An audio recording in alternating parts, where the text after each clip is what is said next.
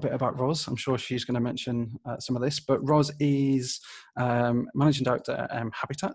She's got 25 years of experience of co-designing and delivering social health and digital innovations across the NHS, local government and third sector. And some of her previous roles include Director of Social Inclusion at the Good Things Foundation and Director of Localities and Communities at the New Economics Foundation.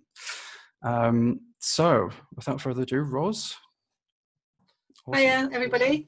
I'm really glad to be here, actually. So I'm pretty new to Leeds, I think, in the tech community. I started at the same time as COVID hit us.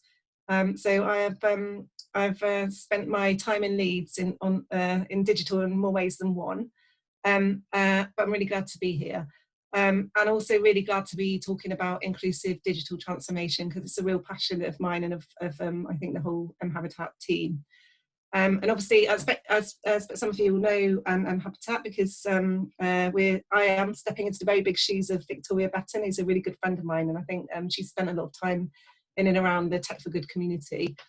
So really pleased to be here, and hoping that. Hey. So what we're going to talk about today is digital inclusion, but digital inclusion issues from a health and care perspective. We want to talk a bit about why it's important, why it's being ignored mostly in the NHS and why it shouldn't be, why COVID has really brought that to light and is a real opportunity to change things. So we're a social change organisation, and we think we have a window of opportunity here to really, if we get together with other people who care about the stuff we do, really change things. And we want to talk a bit about our journey in the last few months around COVID-19 as a catalyst, but also a challenge, and some of the sort of projects we've been starting to do. And we don't claim to be the experts here. We think we're in a room of people who might know some other stuff we don't know, and we're really interested to hear what you have to say about it and what your experiences are and your contribution. And then maybe talk about what next. So I'm here, but also my colleague Kirstin Blackwell's here.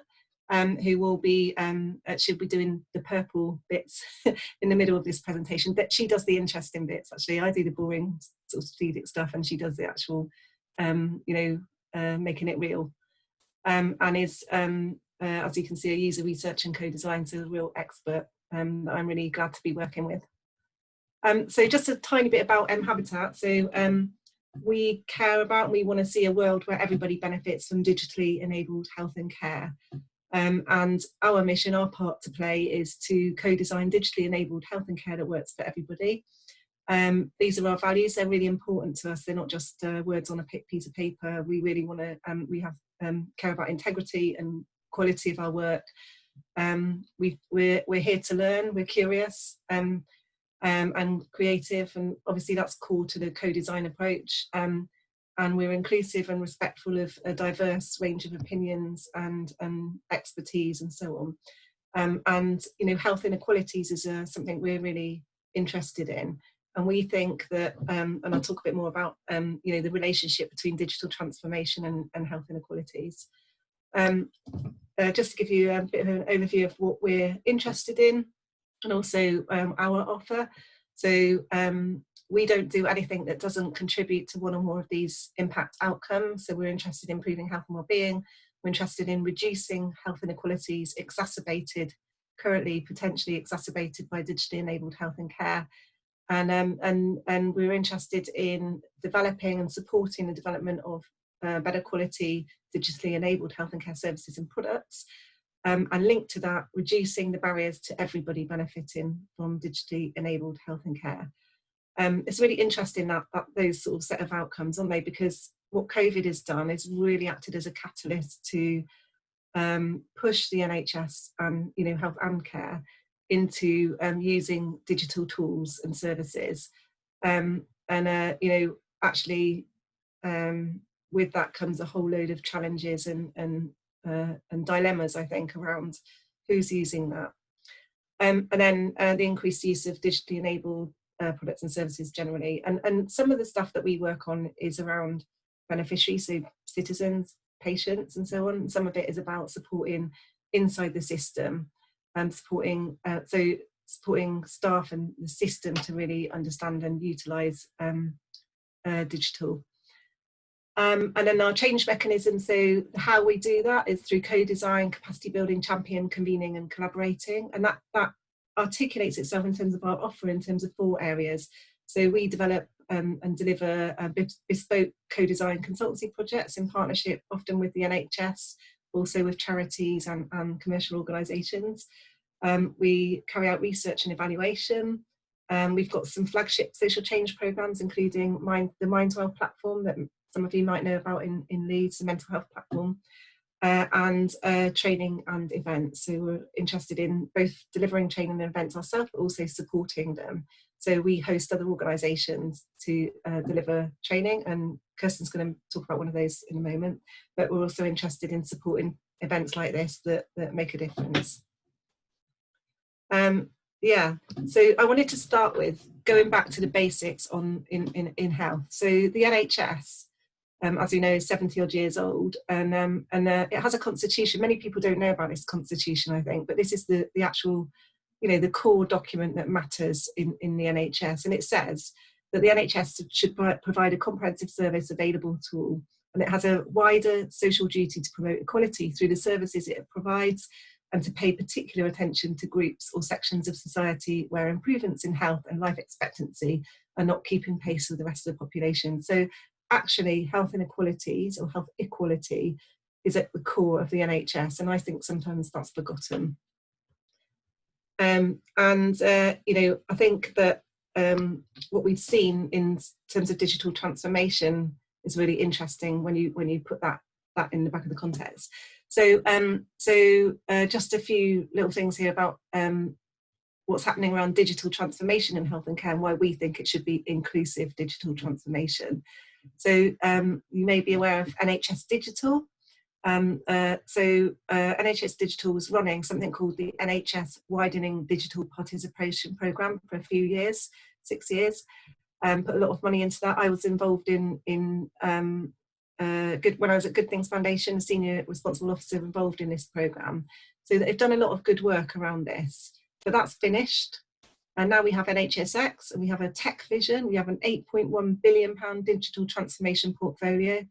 How much money is going into digital inclusion? I think 0. So I don't think there's hardly any. There is a mention of digital inclusion in the tech vision, in the NHS tech vision, which is emerging at the moment. But actually, there's no real, pound signs behind it. And I think that COVID-19, however, has really been a bit of an awakening call really for the whole NHS. We're getting, at mHabitat, we're getting queries every week from a different part of the NHS system, whether it be primary care, integrated care systems, and so on, talking to us about, we've gone digital, we're using these digital projects, but we know that there's a whole group of society that are not able to benefit from that. And that group of society, I think there's about 11 million people who don't have all the basic skills, digital skills that they need to use this. Those people are more likely to be older, living with disabilities, and living in poverty or on low incomes. So those people are also the people who most need health and care services. So there's a really big flaw in the plan, isn't there, if we're not tackling digital inclusion. And I think the system is starting to notice that, at least at a local level. And this problem, it's not a simple problem. It's not like, we can, if we do this thing, then, there's no silver bullet. If we do this, then actually we'll have tackled digital inclusion. It's really complicated. I was really pleased to see that Ben's here, because actually he has some of the solution to this. So he has one of the silver bullets, but that's not the only one. So actually, the fact that there's a lack of the financial issue and the lack of access to devices and data is one of the issues here, one of the solutions, but it has to come with a whole load of other things. And the reason that is talking about the factors of digital exclusion. The reason is because it's complicated and it's about people. So we've sort of been trying to explain this in this way, that there's 3 sets of factors. First of all, there's life factors, so everything that happens in your life, the Maslow's hierarchy of need. So things like do you have enough finance and money, have you got a home to live in, you know, what's happening in terms of your mental health. All of those things impact on your ability to, and you know, the factors involved in you using digital. And then there's something about digital capability. So we talk about digital skills and confidence and motivation, that kind of thing. So that's a whole other set of factors. And then there's the other side of things, the system side. So in terms of health, you know, how well are products and services designed? Are they accessible? You know, are people aware of them? What's the capability and digital capability of the people on the staff side, on the service side? And are they able to support people? So, you know, that's why we call it a wicked system problem, because it's all of those things. I think probably mHabitat's specific area of interest is that system. You know, how do we support the system to actually understand digital inclusion, to design products in the right way, products and services in the right way, and support staff to understand that and be able to support their patients, the people who they're working with, and so there to serve in terms of the inclusive digital transformation. So yeah, there's three sort of areas that we're particularly interested in and working in are that sort of how do we strategically influence the whole system to understand that this is a problem, and that actually there shouldn't be just digital transformation, there should be inclusive digital transformation. It should be an integrated part of strategies. Every time they're pushing for a new digital tool or service or strategy, they should be thinking about inclusion too, because those people matter, and those people are the people most likely to need health and care services. And we have a sort of range of projects, and we're trying to incorporate this into everything that we do, so we live the change that we're expecting others to develop. And that includes Mindwell, our mental health platform. So we're looking and working with other people on the groups that aren't able to access that platform, and how do we work with those people to co-design a solution. And I don't want to, well, Kirstin will talk a little bit more about that in a moment. And then we're also keen to work in partnership with others to shine a spotlight on good stuff, and also support them in any way we can. So, for example, we've been, well, I think Kirstin will also talk a little bit more about 100% digital Leeds stuff that we've been doing. And we obviously are part of a provider trust, so Leeds and York Partnership Foundation Trust. So we're also sort of talking to the people that we work with in our trust about that from a patient point of view, and also from the service delivery and staff working in the trust point of view. So I'm going to hand over now to Kirstin for the interesting bit, and she's going to talk about co-design, digital inclusion, and some of the projects that we're working on. And I'm going to still, do you want me to carry on moving the slides? Is that okay? Cool, yeah. Thanks, Roz. So hi everyone. So in our work at mHabitat, we support and facilitate co-design processes in digital transformation and innovation projects. So this is a slide that hopefully gives some insight into what this means for us. So we are people-centred, and we design with people, not for them. We encourage collaboration with all stakeholders working together to tackle a problem. So that might be people with lived experience of a particular condition and their families, working with health professionals, commissioners and technical developers all together to solve a problem. We aim to discover what motivates people, what they need, and build this into the to the process. And in order to do that, we need to be all of these things on this bottom level. So we need to be open, flexible, inclusive, accessible, curious, creative, and we need to encourage those things in the people we're working with. So with digital inclusion at the forefront of our minds, we want to work on projects that have real impact, that make a difference to health and well-being or care. And it's simply not good enough if this means that we leave some members of our society behind. So we need to include people in our co-design work who might face digital exclusion, so they can guide and educate us on what they need. So if you go to the next slide, please, Roz. So I guess I wanted to touch a little bit on something that happened back in March. So COVID-19 came along, and like many other people, we had to have a really close look at what we were doing, how we were doing things, and what might need to change. So this was obviously a challenge, and it still is. And we had to think to ourselves, how can we still be all of these things in Orange in this new world? How can we maintain what's important to us and still deliver on our projects? How can we ensure people that don't have access to digital or maybe aren't very confident with tech are still able to be involved? So COVID was a catalyst for us. We've seen and heard that word used a lot during the pandemic, I think, but it really was. So we had to think deeply about our approach and pivot it so that we could continue, but in a different way. And one of the things we identified very early on as a team was that we wanted to really maintain the essence of what we could do in the room through co-design work. And we wanted it to feel the same in some way, even if it was being done in a different way. Go to the next slide, please. So this is a kind of slide that shows you a little bit of our journey. We're very much feel that we're at the beginning of the journey, and this is something we're going to have to continue iterating on and learning from, and there's going to be things that don't work, things that work well, and we're going to have to respond to those as we go. And as Ros said at the beginning, we're very keen to hear from other people if they have any comments or ideas as well. But just to give you an idea, the picture on the left here is a picture from a real co-design workshop.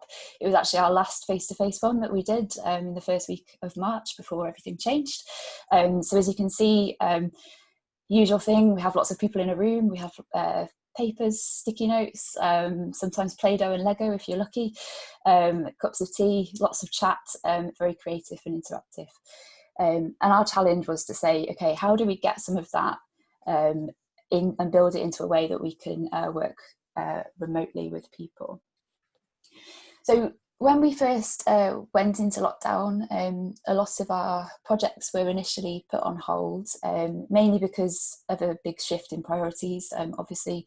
So many of our clients are collaborators, NHS, local government, charities, so everyone's sort of focus went elsewhere. So we did have a little bit of time to sort of work out what we were going to do. I say a little bit of time because it felt like we might have blinked and missed it, and I certainly can't really remember that time now. Everything's changed quite a lot again.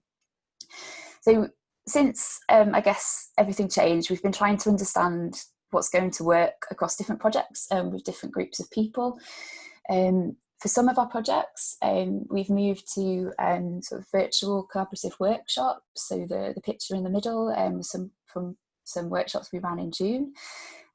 So we used a virtual meeting setup like this, a Zoom meeting, along with an online collaboration tool, which kind of mimics, you could maybe see, it kind of mimics the idea of using Post-its on a whiteboard, which for us is really important, allows us to kind of work together on things. Now this was a workshop with a team of digital innovators. So apart from a few hiccups with NHS and council systems, meaning people maybe needing a bit longer to get onto the system, we got these up and running and they were really successful, and we got some really collaborative outputs, and there was lots of energy actually in the room, which was really, really good, and we were really happy with that. But this approach isn't going to work for everybody, and what we're working on now is sort of how we can tailor our remote approach to different groups and individuals and meet their needs and ensure that they can still input to processes.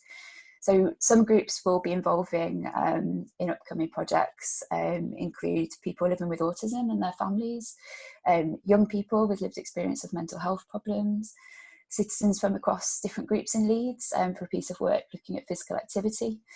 And we're working with our project partners to think very carefully about how we involve these groups of people to ensure they can contribute. And this is going to involve, we think, perhaps a variety of different things. And what we're trying to do is work up front on these projects to understand how people want to communicate with us and what they feel most comfortable with. And we think that's going to be really important for our work going forward. So we're also expecting it's probably going to be a combination of some different techniques.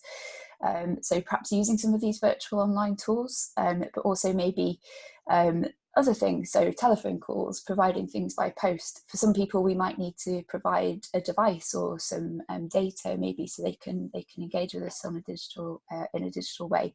Maybe they'll need to ask somebody else in their household to help them take part in a session, if they have somebody there that can do that. So as I say, any other ideas and things are very welcome. So a lot of these projects are kind of just kicking off now. So in a couple of months, I think we'll have a lot more to kind of reflect on and share in terms of learnings. Okay, Ross. So finally, I'll just talk very briefly about a couple of projects we've been working on, ones that have a digital inclusion focus. So firstly, we've been working with St Giles Trust for the last year now. So they're a national charity who use expertise in real life past experiences to empower people who are not getting the help that they need. So the project sort of set out as a piece of discovery work to look at redeveloping an existing platform that they used in the trust. And we've run a series of workshops now, I think 7 in total, with different groups of people, including service users and staff. What we have found, or what this work has really highlighted, is that there are some really apparent barriers in terms of digital skills, confidence and access, both with the people accessing the services, but also with the staff that work in the trust as well.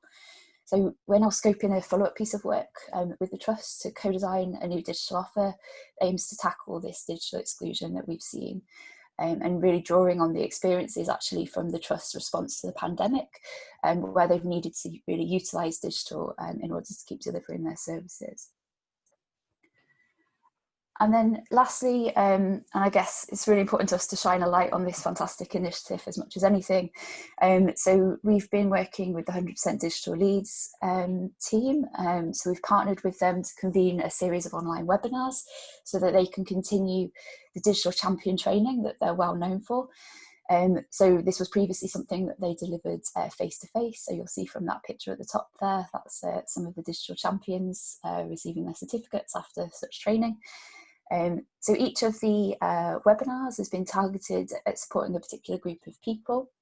So for example, we had one for people with learning disabilities and another for older people. And if you're interested, there is one more webinar that they're going to be doing. We'll be supporting next Wednesday. Sorry, a bit of a shameless plug there, Mike. So it's Wednesday 2 till 3. There are a few spaces left, not many. So if you're interested, I'd book onto it. And that's aimed at supporting digital inclusion for people with sensory impairment. So it will be a really fab event. They've got lots of partners helping them to deliver that as well. So we'd love to see some of you there if you're interested. And then back to Roz. I think that's me. Yeah, just to finish off, thanks Kirstin, that's brilliant. I'm so lucky to work with Kirstin and the others in our team. We've got a fantastic team.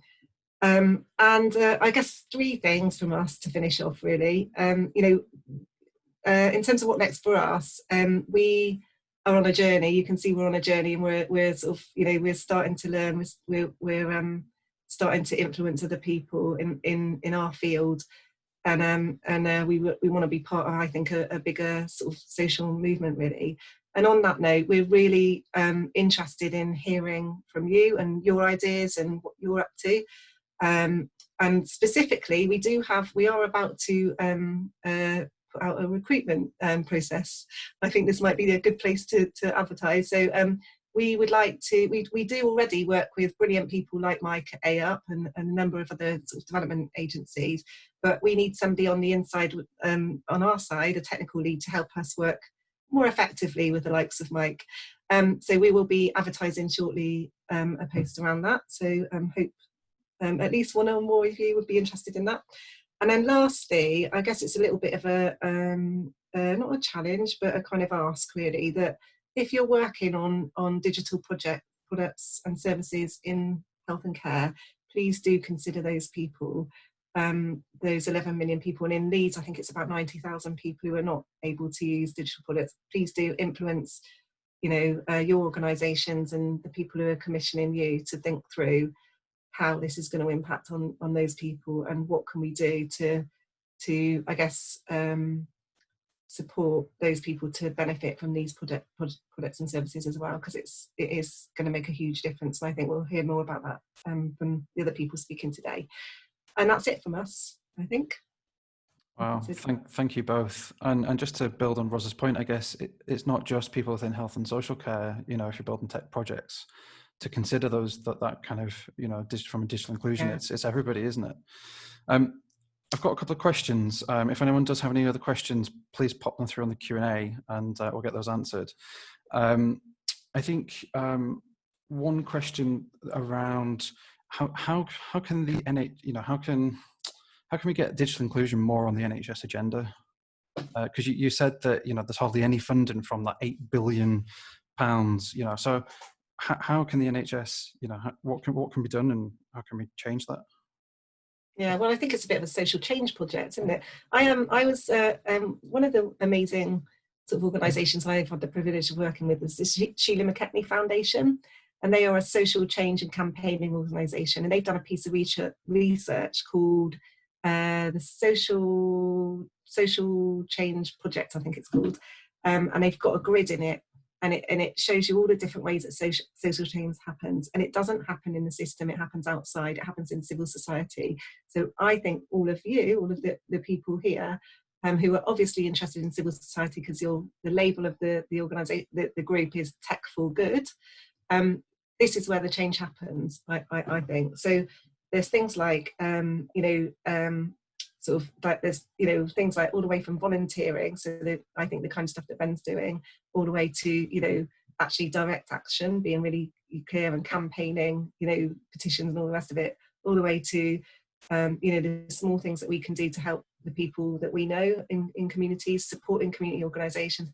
We have got some amazing community organisations in Leeds that Kirstin and I have been getting to know through 100% digital Leeds, and we've been meeting some of these people like Tech Ladder and the Leap Project, and they're doing some fantastic work, but they need support too. They're working on real minimum resources. So in the tech community, we can help them. We can help their organisations go digital, and we can help them be more efficient. We can help them with their campaign work. We can help them with the devices and so on. There's all sorts of things that we can do. In terms of influencing the NHS, it's about getting that message across to them. So what we're trying to do, we're being clear about the evidence behind the need for digital inclusion. So there's getting your case right in the first place. There's showcasing what happens when it works. What can you do? What can the NHS do? Why? And what can they do on an iterative sort of level? And then I don't know. Is that enough to go on for now? Yeah, absolutely. Yeah, lots of work there for us to do. There's just final question that's come through from Andy. What do you think are the main barriers to digital inclusion for those who are excluded digitally? So in the presentation, I talked about the 3 factors, and I don't know about main barriers because I think it's really different for different communities. The other thing is that it's not.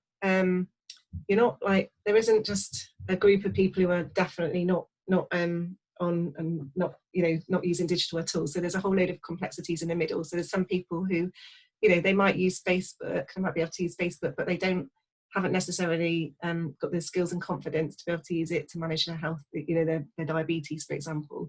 So there's a lot of complexity in the middle.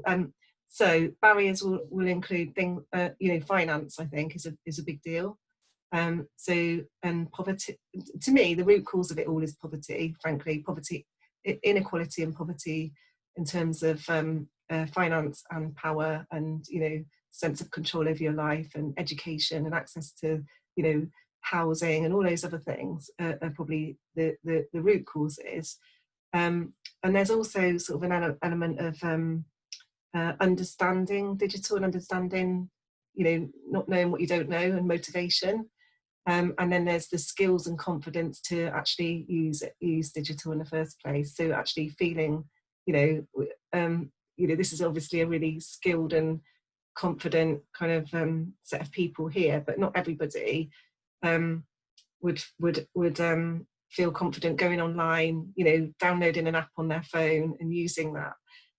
So there's a whole load of stuff around that, which I think 100% digital Leeds are doing really good work with. So they're actually tackling that issue here. So we're really lucky to have them.